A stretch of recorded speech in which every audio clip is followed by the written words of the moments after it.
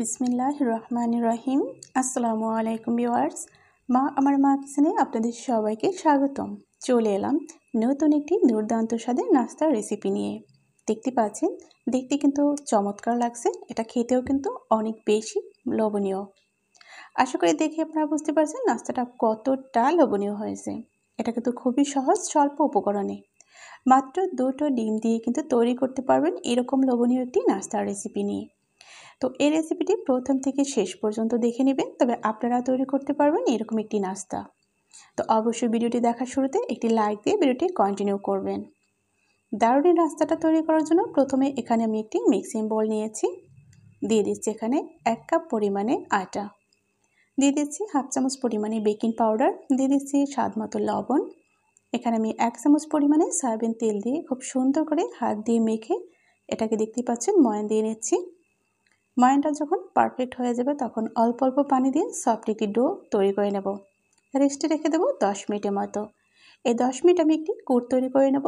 চুলায় একটি প্যান বসিয়ে 2 চামচ পরিমাণে সয়াবিন তেল দিয়ে বড় সাইজের 2টি পেঁয়াজ কুচি এবং 4 থেকে 5টি কাঁচা ঝাল কুচি দিয়ে নেড়েচেড়ে একটু ভেজে নেব। দিয়ে দিচ্ছি সামান্য পরিমাণে হলুদের গুঁড়া এবং সামান্য পরিমাণে লাল মরিচের গুঁড়া। হাফ চামচ পরিমাণে ম্যাগি মশলা দিয়েছি। স্বাদ মতো লবণ দিয়ে ভালো করে নেড়েচেড়ে একটু ভেজে নেব। যখন এরকম একটু ভাজা হয়ে যাবে ওটাকে সাইড করে রেখে আমি ডিম দুটো দিয়ে দেব।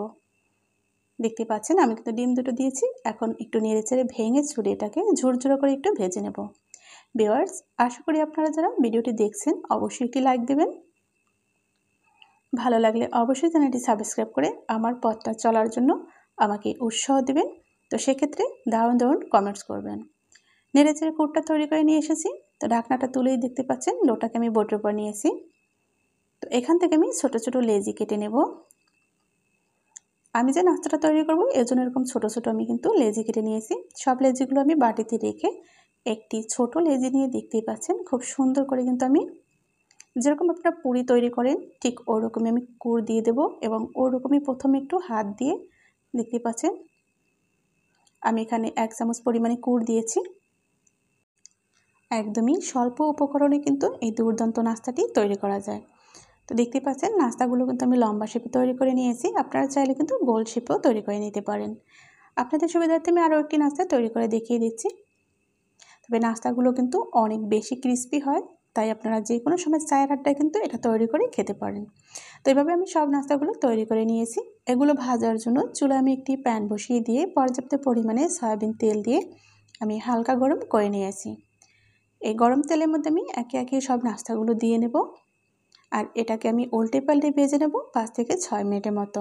চুলার আঁচটা মিডিয়াম রেখে আমি এটাকে ভেজে নেব।